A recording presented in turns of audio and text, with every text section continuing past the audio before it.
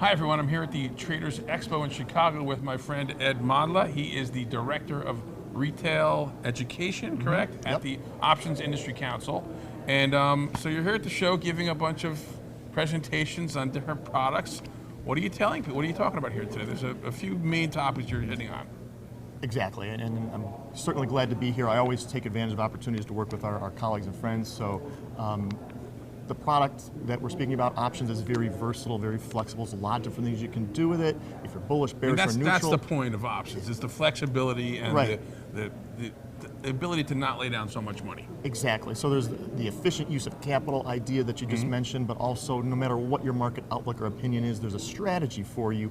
And we're showcasing that a little bit today. I've had a chance to work with our friends over at Charles Schwab on Sunday morning, and we spoke about the stock repair strategy. Yes. A little bit about that. Just quick, we've got a few I want to get through. Yeah. If you have a long stock position and you've lost a bit of money on it, you're down and you're trying to get out of that position, but you don't necessarily think the stock's going to rally all the way back to where you got into it, you can utilize this stock repair where you're buying a call option that gives you the right to buy more shares, effectively gives you the right to double up your position without actually paying for that.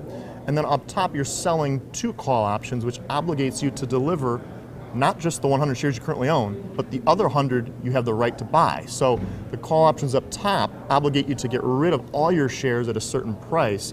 When you put all this together and look at the risk profile, what you're able to accomplish here is this concept of doubling up through the long call, and that will lower your break-even point dramatically. So you can get out of the trade at a much more favorable position. Sounds like a old covered call writing strategy on steroids. It's exactly what it is. In fact, now that you said that, you can think of this like a covered call plus a long call spread.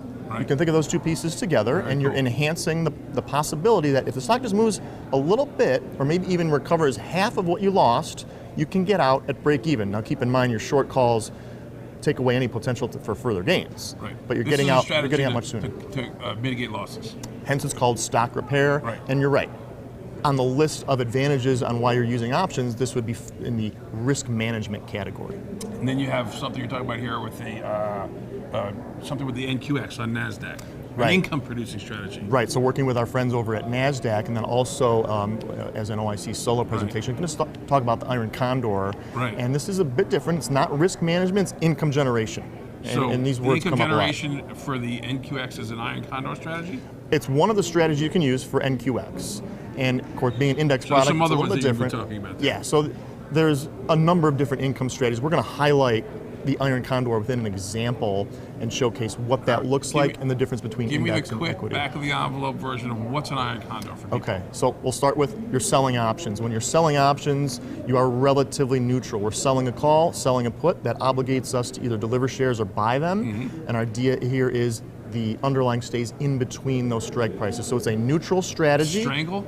It's selling a strangle and then buying a further out strangle at wider strike prices. So we sold options that provide obligations that we take on. We're receiving premium for that. We have risks there. You're expecting the stock or the underlying to stay within a certain range. Yeah. And the Condor is 2 ranges, a tighter range and a wider range. The Condor really, your potential profit is to be within the shorter range, the near-term strikes. Then you're buying wider strikes to protect the risk of big moves. To buy the insurance on the outside to protect big moves. Since I'm an old 60s rock and roll fan. Oh, good for you. Moby Grape wrote a song. Sounds good. No, it was Iron Butterfly. Okay. Did that famous Inagata-Davida song.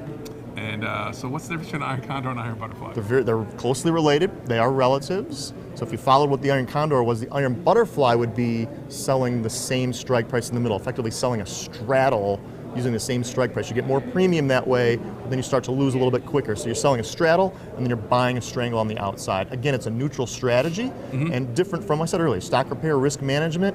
These strategies, income generation, capitalizing on a neutral market. Fantastic. Great stuff. Thanks again, Ed. Thank you, everyone, for joining us.